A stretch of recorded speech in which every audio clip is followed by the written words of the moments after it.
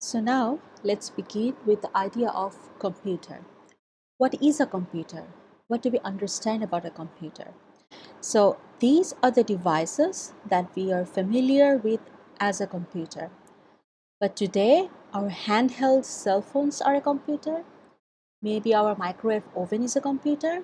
We have our refrigerators which has a mini computer. So what is a computer? A computer, it's an electronic device that does two things. One is store data and process those data. So a computer usually have these internal units, a storage device, memory, CPU, communication devices, input devices and output devices. So the first thing, what is central processing unit? So it's known as the computer's brain. All the processing is basically done here in the CPU. And it has two components. One is known as control unit, which controls and coordinates the actions of the other components. And number two is arithmetic and logic unit, which performs the numeric operations, addition, subtraction, multiplication, division, and logical operations such as comparisons and so on. So everything is done in the CPU. Next, bits and bytes. So what is a bit? Basically, it's setting a sequence of switches on or off. What does it mean? Basically, switch on means there is electricity, which means it's a 1, and switch off means there is no electricity, which is a 0. So zeros and ones, these are known as digits in the binary number system and are called bits, which is the short form of binary digits. So the minimum storage unit of a computer is byte. So what is a byte? It's basically 8 bits together. That means group of 8 bits is known as a byte. So next, let's look at memory. So this memory is basically to store data, but this memory is closely bind with the CPU. Okay, so it consists of an ordered sequence of bytes for storing programs as well as data that the program is working with. So it's basically the program that is currently running in the computer that is loaded in this memory. So here every byte has unique address. So no matter how big your memory is, maybe 10 gigabytes, maybe 16 gigabytes, doesn't matter. Every single byte in those gigabytes has unique address.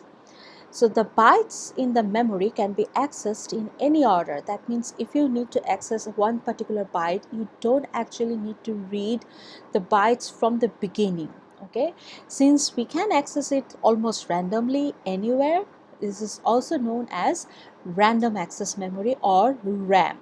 Now this is a term we are more familiar with, RAM. And look at this term, volatile. So RAM is a type of memory which is known as volatile. So what does volatile means? Volatile means when the power is gone, the electricity supply is gone to this memory, it cannot retain anything. So RAM can store data as long as it has power. When the power is gone, the memory is gone. So we can see this is maybe a logical diagram of a RAM where these are every byte stored, and every one of these byte has some unique addresses. Okay.